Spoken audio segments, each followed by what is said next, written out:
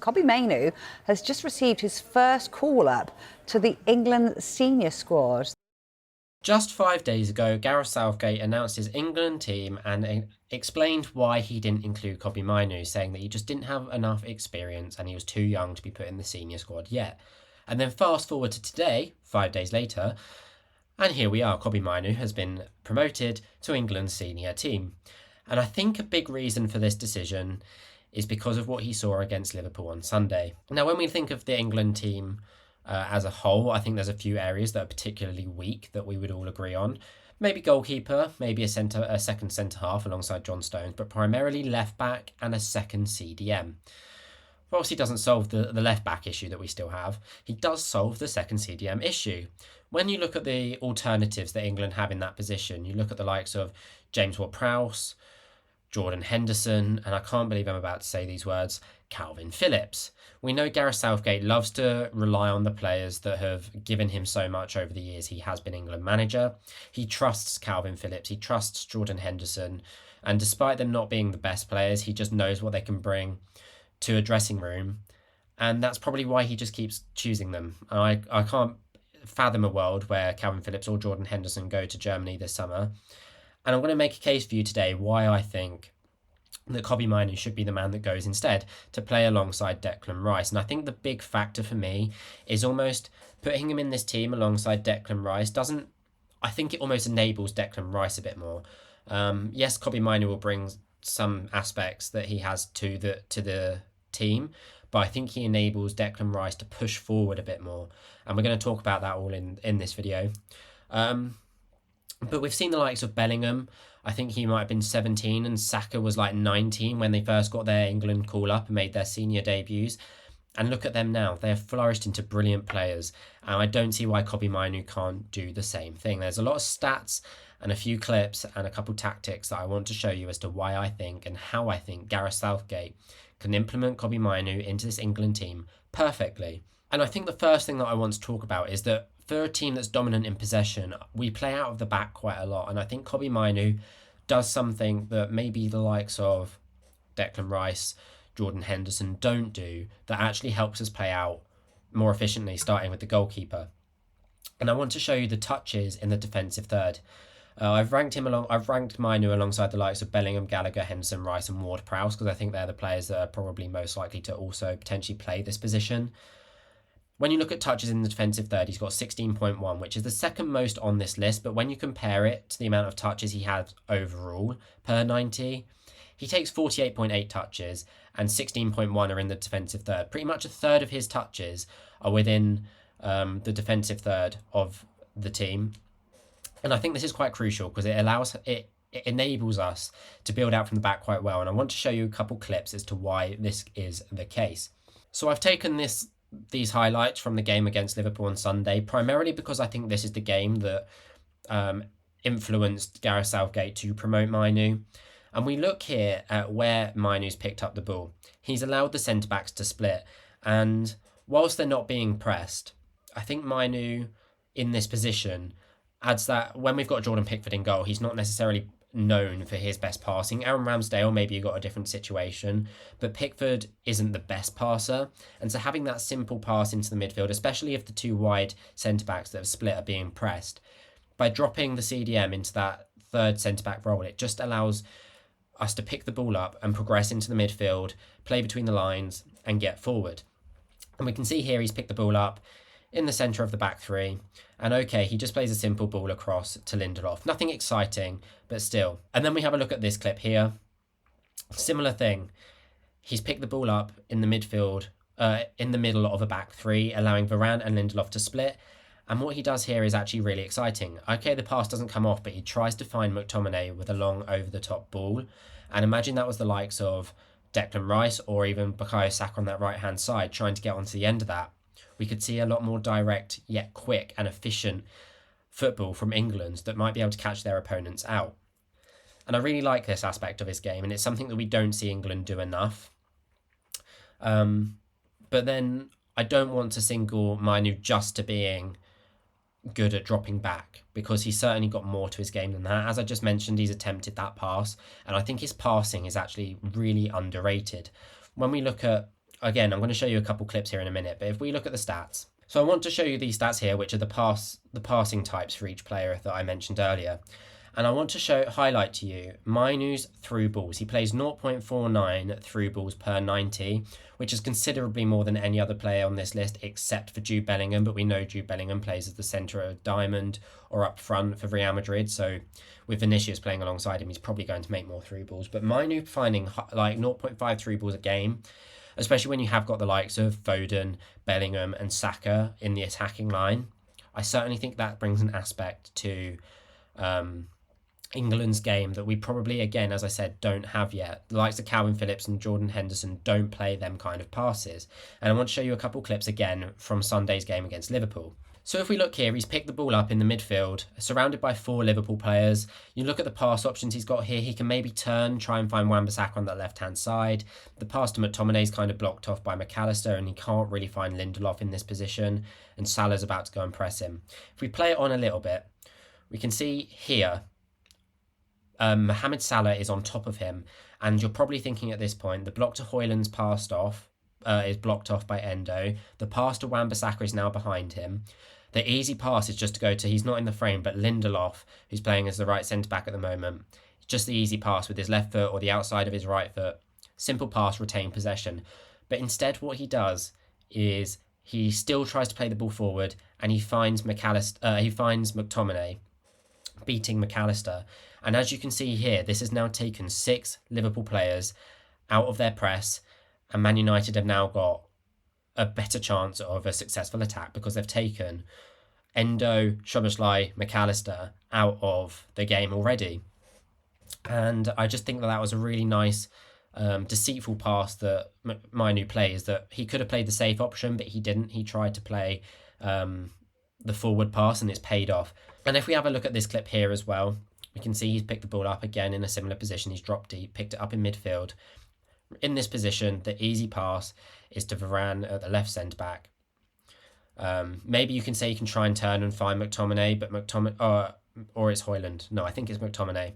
But you can see McAllister's pretty much on top of McTominay, so that's a risky pass to play. And Endo's about to press Mainoo. What he does here is he just takes a touch away from Endo, and it just buys him that little extra second to decide what he's going to do with this pass. It also drags Endo even further out of position. And again, in this situation, the simple pass is just to play it to Varane, left centre-back, who can then try and either find Onana or play a long ball forward. Instead, on his left foot this time, he plays a really good pass into Bruno Fernandes, and then they can try and build from there.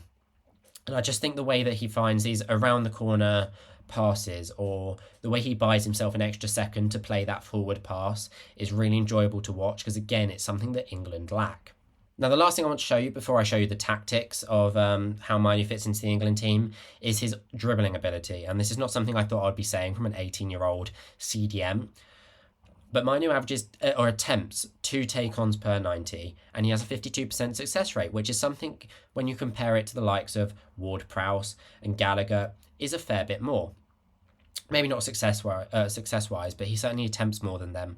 And again, with Rice next to you, if Mainoo does decide he wants to take a player on and go for a progressive carry, Rice is more than capable, obviously, to sit and let him do that. And that's something, again, that probably with Henderson and Calvin Phillips, we don't see.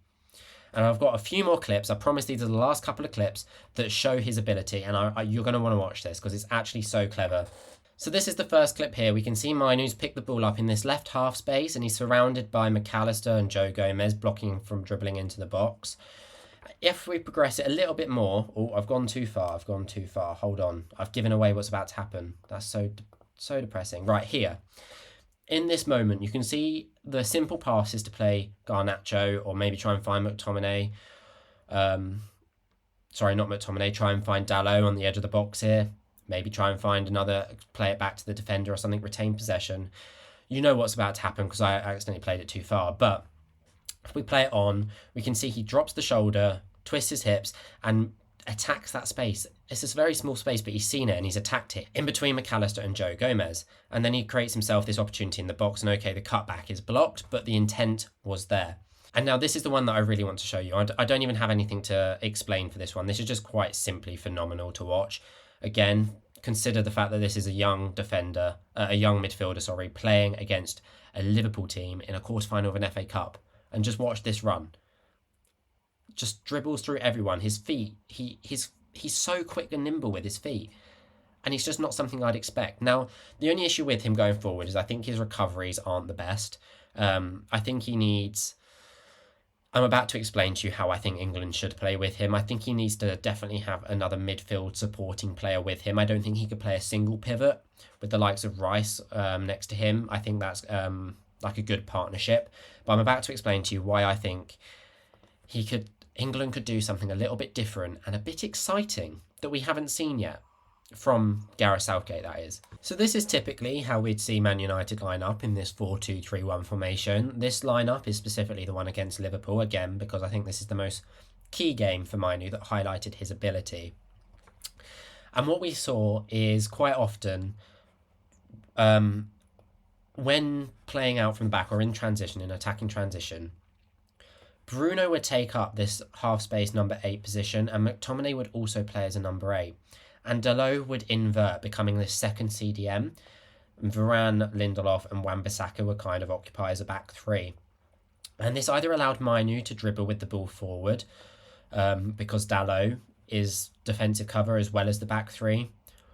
Plus it just meant that Mainoo, with, as we've seen, his passing ability, if Bruno dropped deep or McTominay came inside, Mainoo has the ability to play this ball or find a direct ball to Bruno to split the defence or to play through the opposition's midfield. And I think this is similar to how we could see England line up. As we said, Man United line up in this 4-2-3-1. England line up very similar. And this is the lineup I've gone for. I've gone with Colwill at left back, and I'll explain to you why I've gone for him. And I think it's reliant on it being either Colwill, Gomez or Shaw that plays at left back. If it's Chilwell or Trippier at left back, I think then maybe the tactics would have to change. But this is how I would play it. And I just think Colwell's been in good form recently and is fitter, at least, less injured than the others. Maybe Joe Gomez could do it as well.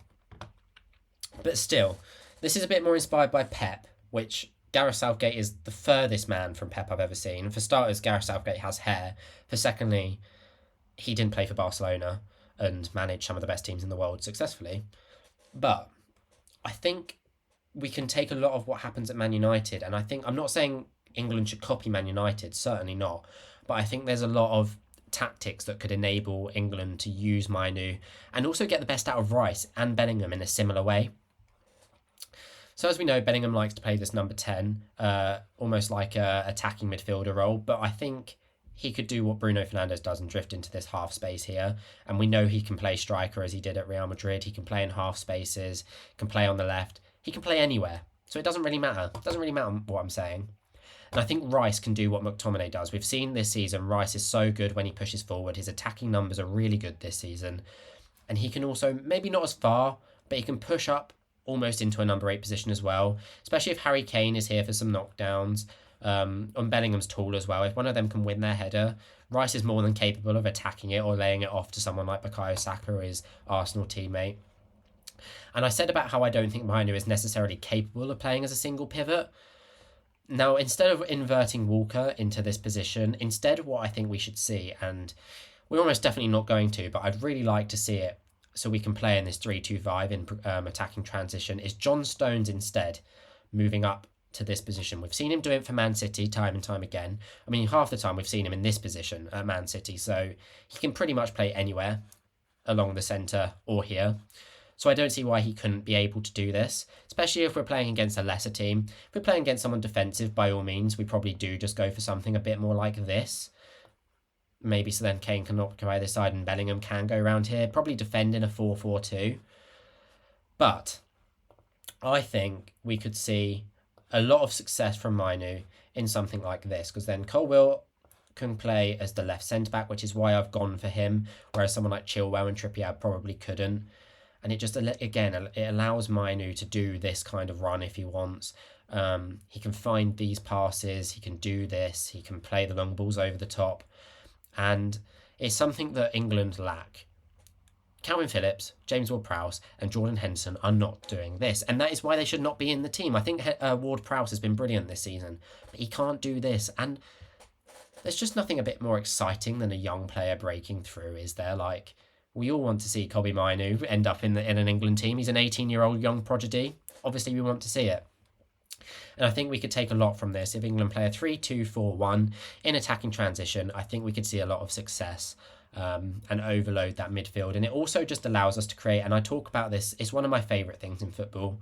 Considering a lot of teams often play a 4-4-2 or a 4-3-3, we can create this box midfield that I absolutely love. I love a box midfield.